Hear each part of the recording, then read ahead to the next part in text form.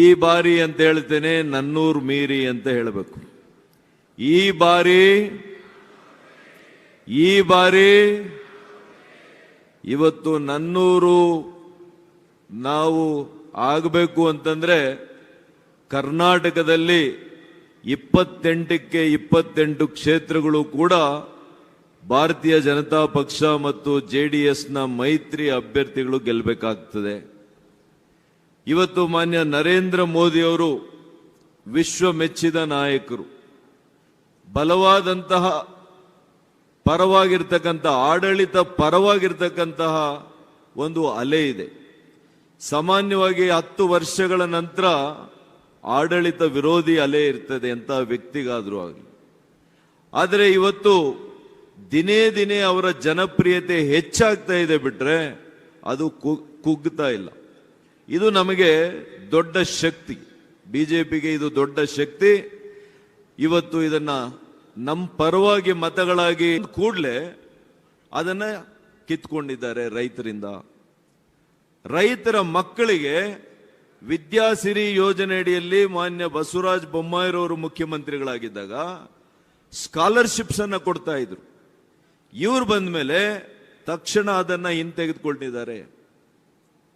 ಹೀಗೆ ಹಲವಾರು ಯೋಜನೆಗಳನ್ನ ಕಿತ್ಕೊಳ್ಳುವಂತ ಕೆಲಸ ಮಾಡಿದ್ದಾರೆ. ಮಾತಾಡಿದ್ರೆ ಅಹಿಂದ ವರ್ಗಗಳ ಬಗ್ಗೆ ಮಾತನಾಡ್ತಾರೆ, ದೀನ ದಲಿತ ಬಡವರನ್ನ ಉದ್ಧಾರ ಮಾಡ್ತೀವಿ ಅಂತ ಹೇಳ್ತಾರೆ. ಇವತ್ತು ದೀನ ದಲಿತರಿಗೆ ಪ್ರತ್ಯೇಕವಾಗಿ ಇಟ್ಟಿರ್ತಕ್ಕಂಥ ಮೀಸಲಿಟ್ಟಿರ್ತಕ್ಕಂಥ ಅನುದಾನ, ಅದರಲ್ಲಿ 11ರಿಂದ 14 ಸಾವಿರ ಕೋಟಿ ರೂಪಾಯಿಗಳನ್ನ ಇವತ್ತು SCP TSP ಇಂದ ತೆಗೆದು ಇವತ್ತು ಗ್ಯಾರಂಟಿಗಳಿಗೆ ಉಪಯೋಗ ಮಾಡಿದ್ದಾರೆ. ನಾವು ಡಾಕ್ಟರ್ ಅಂಬೇಡ್ಕರ್ ಅವ್ರ ಬಗ್ಗೆ ಹೇಳಬೇಕು. ಇವರು ಯಾವ ರೀತಿ ಡಾಕ್ಟರ್ ಅಂಬೇಡ್ಕರ್ ಅವರನ್ನ ಅಪಮಾನ ಮಾಡಿದ್ದಾರೆ ಜೀವಂತ ಇರುವಾಗ.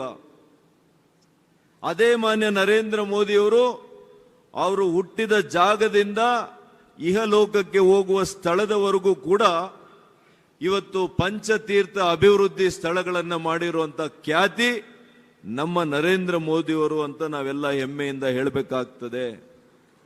ಹಾಗಾಗಿ ಬಂಧುಗಳೇ, ಇವತ್ತು ಹಿಂದುಳಿದ ವರ್ಗದ ನಾಯಕರು ಅಂತ ಹೇಳ್ಕೊಳ್ತಾರೆ ಇಲ್ಲಿ, ಆದರೆ ನಾವು ಹೆಮ್ಮೆಯಿಂದ ಹೇಳ್ಕೋಬೇಕು, ಈ ದೇಶದ ಅತ್ಯಂತ ಎತ್ತರದ ಹಿಂದುಳಿದ ನಾಯಕರು ಯಾರಾದರೂ ಇದ್ರೆ ಅದು ನಮ್ಮ ನರೇಂದ್ರ ಮೋದಿಯವರು ಅಂತ ನಾವು ಹೇಳಬೇಕಾಗ್ತದೆ.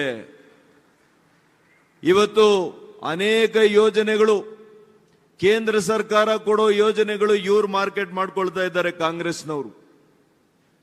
10 ಕೆಜಿ ಅಕ್ಕಿಯನ್ನ ಕಳೆದ 4 ವರ್ಷದಿಂದ ಕೊಟ್ಟಿದ್ದು ಇವತ್ತು ಗರೀಬ್ ಕಲ್ಯಾಣ್ ಯೋಜನೆ ಅಡಿಯಲ್ಲಿ ನಮ್ಮ ಬಿಜೆಪಿ ಸರ್ಕಾರ.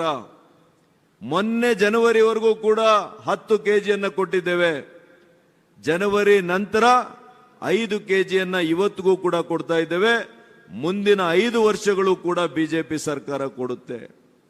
ಆದರೆ ಮೊನ್ನೆ ಗೌರಿಬಿದನೂರಿನಲ್ಲಿ ಒಂದು ತಾಯಿಯನ್ನು ಕೇಳಿದ್ರೆ ಈ ಅಕ್ಕಿ ಕೊಡ್ತಾ ಇರೋದು ರಾಜ್ಯ ಸರ್ಕಾರ ಅಂತ ಹೇಳ್ತಾರೆ. ಅಂದ್ರೆ ನಾವು ಅರ್ಥ ಮಾಡ್ಕೊಳ್ಳೋಣ, ನಾವು ಕಾರ್ಯಕರ್ತರು ಯಾವ ರೀತಿ ನಾವು ಪ್ರಚಾರವನ್ನ ಮನೆ ಮನೆಗೆ ತಲುಪಿಸ್ತಾ ಇದ್ದೇವೆ. ನಾವು ಅನೇಕ ಯೋಜನೆಗಳನ್ನು ಅನುಷ್ಠಾನ ಮಾಡಿದ್ದೇವೆ.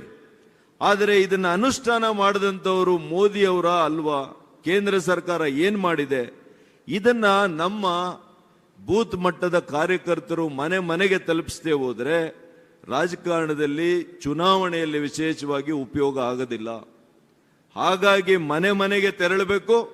ನಾವು ಕೊಟ್ಟಿರ್ತಕ್ಕಂಥ ಯೋಜನೆಗಳು, ಮಹಿಳೆಯರಿಗೆ ಕೊಟ್ಟಂತ ಇವತ್ತು ಶೌಚಾಲಯಗಳು 11.5 ಕೋಟಿ ಮಹಿಳೆಯರಿಗೆ ಗೊತ್ತಾಗ್ತದೆ. ಅದು ಸ್ವಾಭಿಮಾನದ ಪ್ರತೀಕ ಒಂದೇ ಅಲ್ಲ, ಅವರ ಆರೋಗ್ಯದ ಹಿತದೃಷ್ಟಿಯಿಂದ ಕೂಡ ಇವತ್ತು ಗ್ರಾಮೀಣ ಪ್ರದೇಶದಲ್ಲಿ ಶೌಚಾಲಯಗಳು ಬಹಳ ಸುಲಭ ಆಗಿದೆ. ಅದೇ ರೀತಿ ಮಹಿಳೆಯರಿಗೆ ಉಜ್ವಲ ಯೋಜನೆ ಅಡಿಯಲ್ಲಿ ಉಚಿತವಾಗಿ ಕೊಟ್ಟಂತ ಗ್ಯಾಸ್ ಸ್ಟವ್ ಮತ್ತು ಇವತ್ತು ಸಿಲಿಂಡರ್ಗಳು, ಇದು ಕೂಡ ಅವರ ಬದುಕನ್ನ ಬದಲಾಯಿಸಿದೆ. ಉಚಿತವಾಗಿ ಇವತ್ತು ಆರೋಗ್ಯ ಸೇವೆ ಕೊಡುವಂತ ಆಯುಷ್ಮಾನ್ ಭಾರತ್ ಯೋಜನೆ, ಇದರ ಬಗ್ಗೆ ನಾವು ಮಾತನಾಡಬೇಕಾಗಿದೆ. ಎಲ್ಲದಕ್ಕಿಂತ ಹೆಚ್ಚಾಗಿ 130 ಕೋಟಿ ಜನರು ನಾವೆಲ್ಲ ಕೂಡ ಹೋರಾಟ ಮಾಡಿದಂತ, 500 ವರ್ಷಗಳಿಂದ ಹೋರಾಟ ಮಾಡಿದಂತ ನಮ್ಮೆಲ್ಲರ ಒಂದು ಈ ಕಲಿಯುಗದ ದೈವ ಅಂತೆ ನಾವು ನಂಬಿರ್ತಕ್ಕಂಥ ಆ ಶ್ರೀರಾಮಚಂದ್ರ ಪ್ರಭುವೇ ಇವತ್ತು ಅಯೋಧ್ಯೆಯಲ್ಲಿ ಬಂದು ನೆಲೆಸಿದ್ದಾನೆ ಅನ್ನುವಂತಹ ಭಾವನಾತ್ಮಕವಾದಂತಹ ಇವತ್ತು ಸಂತೋಷ ಹೆಮ್ಮೆ ನಮಗೆಲ್ಲರಿಗೂ ಕೂಡ ಆಗಿದೆ. ನಾವೆಲ್ಲ ಕೂಡ ಇದನ್ನೆಲ್ಲ ಕೂಡ ಅರ್ಥ ಮಾಡ್ಕೊಂಡು ಇವತ್ತು ಹೆಮ್ಮೆಯಿಂದ ಮತವನ್ನ ಕೇಳುವಂತ ಅವಕಾಶ ಇದೆ ಅಂತ ಹೇಳಲಿಕ್ಕೆ ಬಯಸಿ ನನ್ನ ಮಾತನ್ನ ಮುಗಿಸ್ತೇನೆ. ಜೈ ಶ್ರೀರಾಮ್.